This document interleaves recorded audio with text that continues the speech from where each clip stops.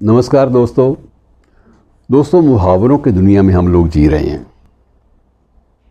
कभी हम प्रगतिशीलता की बात करते हैं, कभी हम नई क्रांति की बात करते हैं, कभी हरित क्रांति की बात करते हैं, कभी किसान क्रांति की बात करते हैं और कभी कभी राष्ट्रवाद की बात भी करते हैं।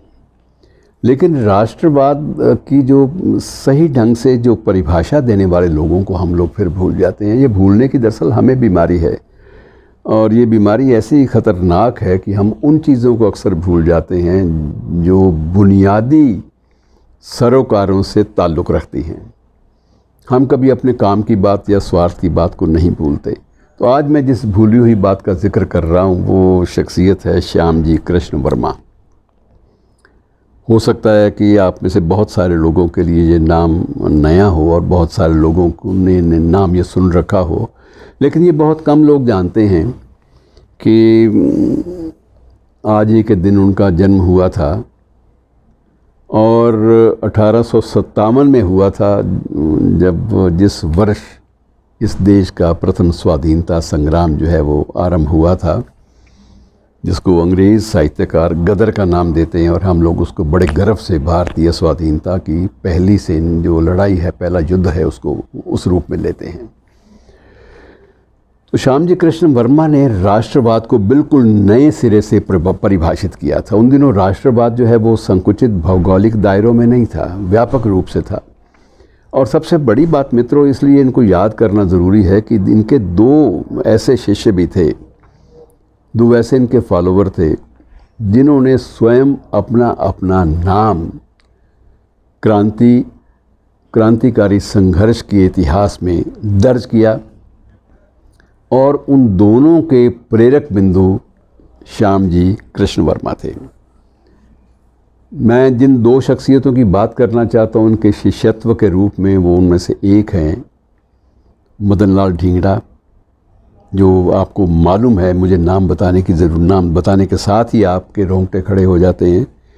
और दूसरे जो शख्स थे वो वीर सावरकर।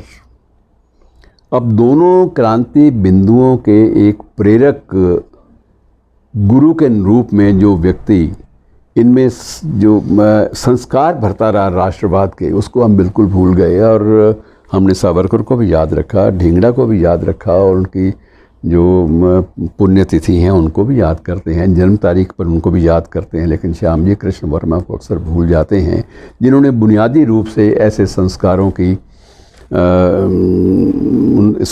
को भरा था इन युवकों के दिल में। और उनमें से बहुत सारे, सिर्फ सावरकर का नाम नहीं, सिर्फ मदन लाल ढींगड़ा नहीं, और बहुत सारे युवा जो थे वो आगे आए थे इनके वैचारिक दृष्टिकोण को अपनाते हुए।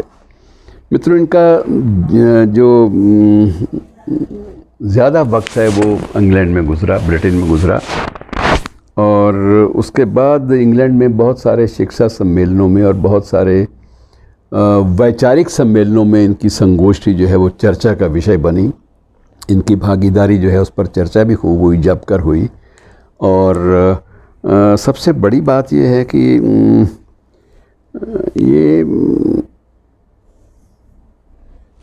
1930 में बड़ी जल्दी इनका निधन भी हो गया। 1857 और 1930 इनके लिए ये उम्र थोड़ी मानी जाती है, इसलिए कि इन्होंने जो काम किए वो बड़े अपरिमित थे और उसमें बहुत सारा काम इन्होंने विदेशों में रह के किया। और जब यहाँ आए तो यहाँ एक क्रांतिकारियों का, एक वैचारिक क्रांति लाने का एक समूह तैयार किया और उस समूह में ऐसे ऐसे नामी लोग भी आए सामने आपके।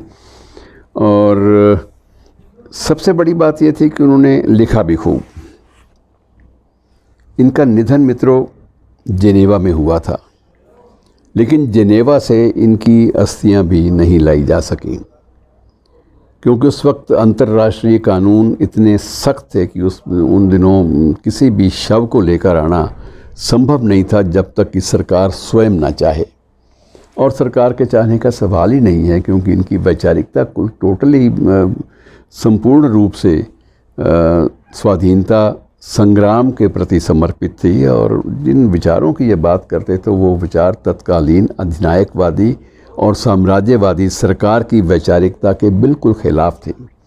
और इसलिए इनका जो शव है वो भारत नहीं लाया जा सका। इनको जिनेवा में इनका अंतिम संस्कार इनके मित्रों ने किया।